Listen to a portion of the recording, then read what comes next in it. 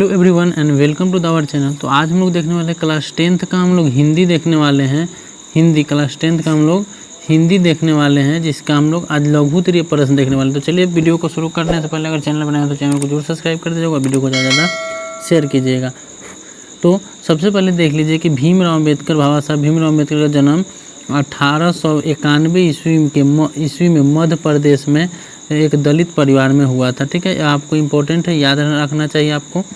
अब देखिए आगे हमने इसका ऑब्जेक्टिव क्वेश्चन करा दिया, अब सब्जेक्टिव क्वेश्चन हम इसका कर लेंगे। अगला देखिए हमारा सबसे पहला 1 नंबर क्वेश्चन आता है कि लेखक किस विडंबना की बात करते हैं, विडंबना का स्वरूप क्या है। तो देखिए लेखक अपने लेख श्रम विभाजन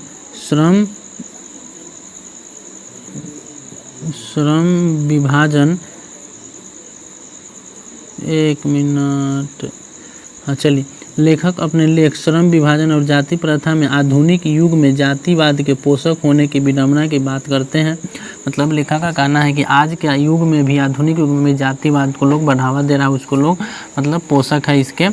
तो विडंबना मतलब विडंबना का स्वरूप है, यह मतलब मजाक का स्वरूप है। एक तरह से लेखक को मजाक लगता है कि यह मजाक का स्वरूप है। किसी को कार्यकुशलता के रूप में श्रम विभाजन की आवश्यकता दिखाई देती है और जाति प्रथा को श्रम विभाजन बताते हुए इसका समर्थन करते हैं। मतलब बहुत सारे लोग हैं जिसको श्रम विभाजन, जाति प्रथा श्रम विभाजन का रूप ही लगता है। ठीक है, तो यह लेखक को क्या लगता है, मजाक लगता है। जाति प्रथा के पोषक, 2 नंबर क्वेश्चन, जाति प्रथा के पोषक उसके पक्ष में तर्क देते हैं। किसके, जाति प्रथा के पक्ष में तर्क देते हैं। तो जातिवाद क्या तर्क देते हैं, तो जातिवाद का पोषक उसके पक्ष में तर्क देते हैं कि आधुनिक सब समाज कार्यकुशलता के लिए क्या है, आवश्यक है। कार्यकुशलता के लिए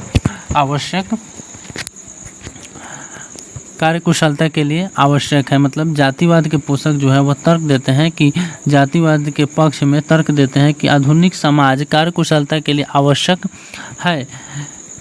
कार्यकुशलता के लिए श्रमिक विभाजन को आवश्यक मानता है। मतलब जातिवाद के पोषक उसके पक्ष में क्या तर्क देते हैं। 2 नंबर क्वेश्चन है कि जातिवाद के पोषक उसके पक्ष में क्या तर्क देते हैं। तो जातिवाद के पोषक उसके पक्ष में तर्क देते हैं कि आधुनिक सब समाज कार्यकुशलता के लिए श्रम विभाजन को आवश्यक मानता है। मतलब वो भी बोलते हैं, तो जातिवाद का बढ़ावा देते हैं कि आधुनिक सब समाज श्रम विभाजन के लिए कार्यकुशलता को आवश्यक मानता है। और चूंकि जाति प्रथा भी श्रम विभाजन का ही दूसरा रूप है, इसीलिए यह क्या है, इसमें कोई बुराई नहीं है, यह आवश्यक है जाति प्रथा। यही तर्क देते हैं जातिवाद के पोषक।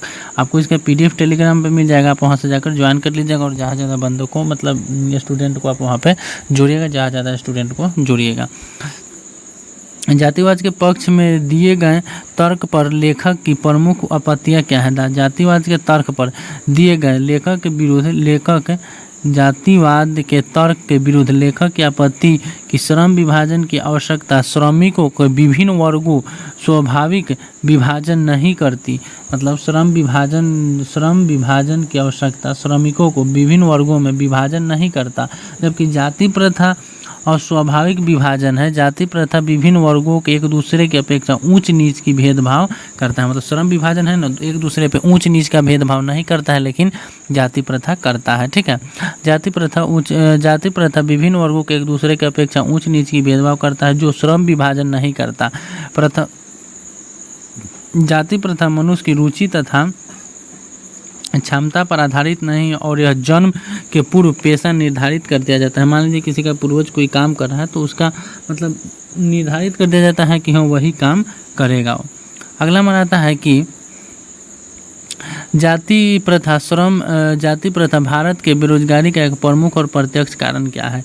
तो जाति प्रथा आधुनिक युग में उद्योग धंधों पर प्रतिक्रिया व तकनीकी के निरंतर विकास से कभी कभी अचानक, कभी कभी अकस्मात परिवर्तन हो जाता है। मतलब कभी कभी होता है क्या कि कोई कंपनी में एडवांस मशीनें आ गई, कोई आ गया, तो अगर आप उस कंपनी में कोई काम कर रहे हैं तो आपको हो सकता है कि वो छोड़ना पड़े, वह काम को बदलना पड़े, तो जिससे व्यक्ति को अपना पेशे बदलने की आवश्यकता होती है। जाति प्रथा में यह व्यवस्था नहीं है। किसी काम में पारंगत होने के बावजूद भी वह अपने जाति को, पेशा को नहीं बदल सकता। मान लीजिए कि कोई बढ़ई है, ठीक है, कोई बढ़ई जो कि कुर्सी टेबल बनाता है, लेकिन कोई दूसरा कोई जाति है, सपोज मतलब कोई है जो वो भी जानता है कुर्सी टेबल बनाना, लेकिन उसकी जाति के लोग वो मतलब उसका जो जाति है वह जाति प्रथा नहीं अनुमति देती है कि आप वह काम करें। ठीक है, तो किसी काम में पारंगत होने के बावजूद भी जाति प्रथा अलग काम करने की अनुमति अवसर नहीं देती है। इस प्रकार जाति प्रथा भारत में बेरोजगारी का एक प्रमुख कारण डिफिनिट है कि वो बेरोजगार बैठेगा नहीं करेगा, तो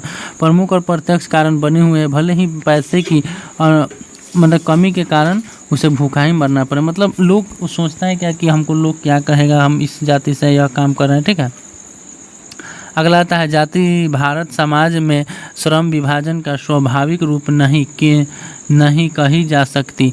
तो इसमें एक और क्वेश्चन है, तो ये दोनों पूछा गया क्वेश्चन है मोस्ट इंपोर्टेंट। देखिए इसमें इस चैप्टर से इससे बाहर क्वेश्चन आपसे नहीं पूछा जाएगा, तो आप इसको अच्छी तरह से रट लीजिएगा। देखिए जाति प्रथा ने भारतीय समाज को एकदम जकड़ के रखा है पूरी तरह से। जहाँ देखिए सिर्फ जाति भारतीय समाज में श्रम विभाजन का स्वाभाविक रूप नहीं है, क्योंकि यह व्यवस्था लोगों की रुचि पर आधारित नहीं है।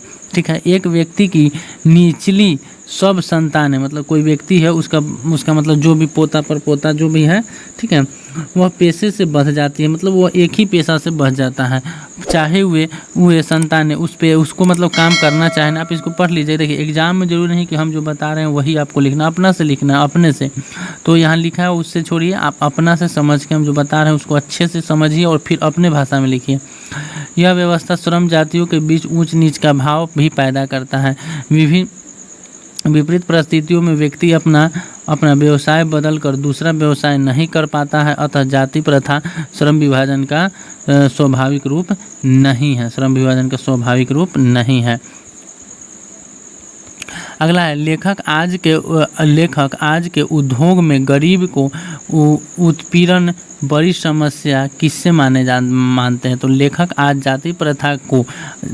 जाति प्रथा को आज उद्योग में गरीबों की उत्पीड़न से बड़ी समस्या मानते हैं, मतलब उद्योग में गरीबों का उत्पीड़न से बड़ी समस्या मानते हैं। इसका प्रमुख कारण जाति प्रथा है। व्यक्ति की स्वयं रुचि और निपुणता की परवाह नहीं की जाती, मतलब उसमें जाति प्रथा में मतलब समझिए कि उद्योग धंधों में कोई गरीब नहीं काम कर पा रहे, तो इसका कारण क्या है, जाति प्रथा। इसमें किसी व्यक्ति को जो क्या है कि उसकी निपुणता को ध्यान नहीं दिया जाता है कि यह कौन काम करने के लायक है। व्यक्ति अपने सामर्थ्य के अनुसार कोई भी पेशा अपना नहीं सकता है, मतलब कोई भी आदमी, जैसे देखिए अभी हम पढ़े तो हम टीचर हैं, हो सकता है कोई इंजीनियर बनता है तो हम बन जाते, लेकिन पहले ऐसा नहीं था। रुचि के कारण व्यक्ति की क्षमता घटने लगती है और धीरे धीरे वह काम को टाल देता है। डिफिनिट है कि कोई जो रुचि किसी को फुटबॉल खेलने में, उसको कहेगा नहीं बैट बॉल खेलो तो खेलेगा ही नहीं, वह काम को करेगा ही नहीं, मान लीजिए एक तरह से, तो वह टाल देगा। अर्थात आर्थिक दृष्टि से भी जाति प्रथा खतरनाक है, तो वह काम नहीं करेगा, पैसा नहीं आएगा तो आर्थिक तंगी से वह जूझेगा, तो यह इसलिए जाति प्रथा एक खतरनाक है। लेखक ने पाठ में किन प्रमुख पहलुओं को जाति प्रथा को एक हानिकारक प्रथा के रूप में दिखाया है। तो जाति प्रथा को लेखक ने सामाजिक, व्यक्तिगत, आर्थिक, रचनात्मक एवं व्यावसायिक पहलुओं से हानिकारक रूप देखा है। सामाजिक रूप में यह ऊंच नीच का स्तर पैदा करता है। सही बात है, समाज में ऊंच नीच का स्तर पैदा करता है जाति प्रथा। अगला हमारा आता है कि व्यक्तिगत रूप से व्यक्ति की रुचि क्षमता का अवहेलना करती है, मतलब व्यक्तिगत हिसाब से कोई व्यक्ति कोई काम करने का रुचि है लेकिन वह काम कर नहीं सकता। आर्थिक रूप से पूर्ण निर्धारित पेशे में व्यक्ति को जीने मरने के लिए बांध देता है और उसका रुचि के हिसाब से काम नहीं करता है तो वह नहीं कर पाता है, तो उसमें आर्थिक स्थिति में कमी आती है। व्यावसायिक रूप से यह पेशे में बदलने की गुंजाइश नहीं देता है, जो एक बार जो पेशा है वही पेशा आपको करना है। रचनात्मक रूप से यह सामाजिक गतिशील को अवरुद्ध करती है, मतलब सामाजिक में कोई काम नहीं होने देता है। 8 नंबर क्वेश्चन है, सच्चे लोकतंत्र की स्थापना के लिए लेखक ने किन विशेषताओं को आवश्यक माना है। देखिए पहले इसे जो लाइव क्लास में आपको पढ़ाए थे उसमें थोड़ी सी दिक्कत आ गई थी, ठीक है, तो इस वजह से वह वीडियो डिलीट करना पड़ा, हटाना पड़ा है। आप उसमें टाइपिंग भी कुछ मिस्टेक था और नेट के भी इशू था, आप इसको अच्छी तरह से कर लीजिएगा, ठीक है। अब देखिए यहाँ पर,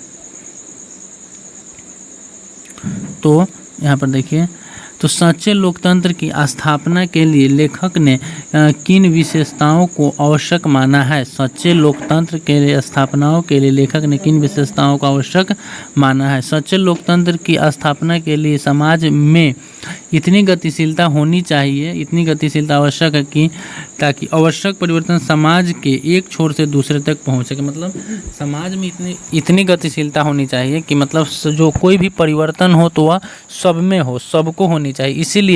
इसीलिए समाज स्वतंत्रता, समता तथा प्रभुता पर आधारित हो।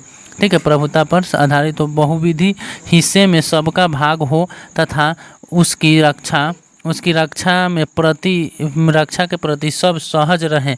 समाज में सब क्या मतलब सभी को एकजुट होकर रहना चाहिए, मतलब कोई छूत छात का व्यवहार नहीं करना चाहिए, छोटा बड़ा का। समाज में आबंध संपर्क साधना उपलब्ध हो, मतलब इसी तरह समाज कथी हो, सच्चे लोकतंत्र की स्थापना हो सकती है, सब एकता में रहेंगे। अगला हमारा आता है कि लेखक के अनुसार समाज में किस प्रकार की गतिशीलता होनी चाहिए। तो लेखक के अनुसार आदर्श समाज में इतनी गतिशीलता होनी चाहिए जिससे कोई वांछित परिवर्तन समाज के एक छोर से दूसरे छोर तक संचरित हो सके। ऐसे समाज के बहुविधि हिस्से में सबका भाग होनी चाहिए, सबकी उतनी क्षमता के प्रति सहज रहना चाहिए, उसकी क्षमता के प्रति किसी काम के सहज रहना चाहिए। सामाजिक जीवन में आबंध संपर्क करके अनेक साधन व अवसर उपलब्ध होनी। ये कौन बोलते हैं, लेखक का यह मानना है। अगला हमारा 10 नंबर क्वेश्चन है, कुशल व्यक्ति या सक्षम श्रमिक समाज का निर्माण के लिए क्या आवश्यक है।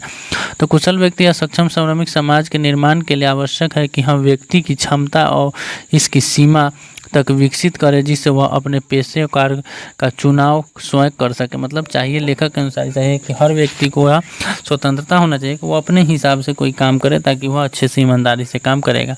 तो देखिए आपका यह 10 क्वेश्चन था, मोस्ट इंपॉर्टेंट 10 क्वेश्चन था आपका इस चैप्टर से। इससे बाहर कोई क्वेश्चन नहीं आने वाला, आप इसको अच्छी तरह से याद कर लीजिएगा। और देखिए आपको इसका टेलीग्राम मिल जाएगा, कहाँ पे आपको टेलीग्राम पे इसका PDF मिल जाएगा। व्हाट्सएप ग्रुप में जुड़ जाइएगा, नहीं जुड़े हैं तो आपको लिंक डिस्क्रिप्शन में मिल जाएगा उसका।